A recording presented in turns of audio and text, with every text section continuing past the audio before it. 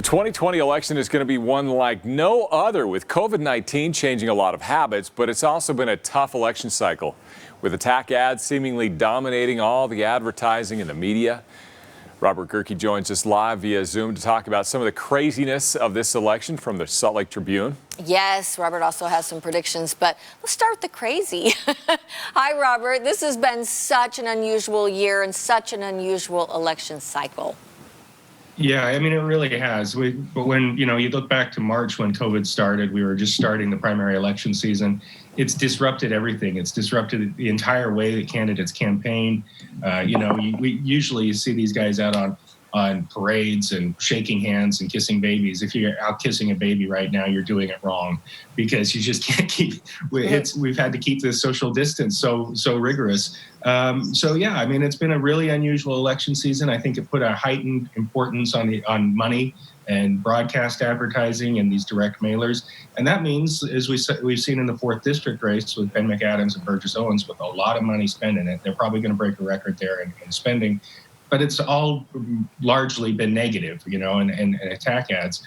It's been a pretty testy cycle, and then it's also reflected on the presidential campaign with Biden and Trump. They're going at it hard, which is not unexpected. But yeah, it's really changed the entire dynamic of the 2020 election.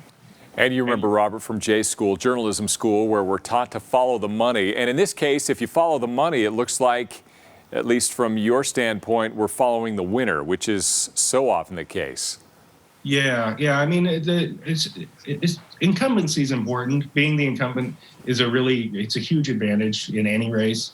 And then you throw in a financial advantage, is particularly in this 4th District race. And I think it's a tough one to overcome. I think you've also got some dynamics in the 4th District race with McAdams and Owens, where Trump is not all that popular. There was a Y2 Analytics poll that came out just on Friday, and it said that Trump's only up in Utah by 7 points, and the 4th District is his worst district. You've got a candidate like Burgess Owens who's sort of latched on to the Trump train and is hoping that can pull him across the finish line. But if Trump's not that popular there, that might be the wrong train to jump on board with. And so right now, if I had to call it, I think McAdams probably wins this by a fairly narrow margin. Not the narrow margin we saw 2 years ago when he won by 700 votes, but probably a few thousand votes, probably 2 to 3% in that neighborhood. I think he probably wins by. All right, you want to make any other predictions? Well, predictions are dangerous. We're in a Republican state, and I think it's going to remain Republican. I think there are a handful of state legislative seats, particularly in Salt Lake County. I think in Salt Lake County, you have this dynamic shaping up where there could be almost a blue wave. I think Jenny Wilson is pretty safe in the county mayor's race. I think, as we mentioned, Trump is not particularly popular in the county, and that could filter down to some of these legislative races where we see candidates like Cheryl Acton, Craig Hall, Jim Dunnigan, Eric Hutchings, who might be in trouble. It's hard to tell because we don't get a lot of polling in these legislative races, but just sort of the makeup and the dynamic of those races, they're always close. And then the presidential one is the one that everybody's talking about, right? Everybody wants a prediction there. It's looking like things are good for Biden right now, but I've been pretty outspoken that I think, I want Trump to lose, so I don't want to jinx anything here. So let's just kind of keep it, cross your fingers and everybody vote. I think the most amazing thing about this election cycle, though, almost 1 million Utahns have already voted, had their ballots processed. There's going to be more coming in. That's huge turnout before even election day.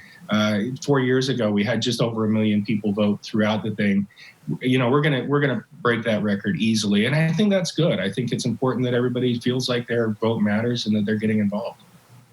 Okay. Robert, thanks so much for your predictions and your ideas on this. If you want more of Robert Gehrke's predictions in a column, including a prediction odds that one of 7 constitutional amendments nobody actually paid attention to legalizes gambling in Utah, if you want to find out the answer to that, read his column today in the Salt Lake Tribune.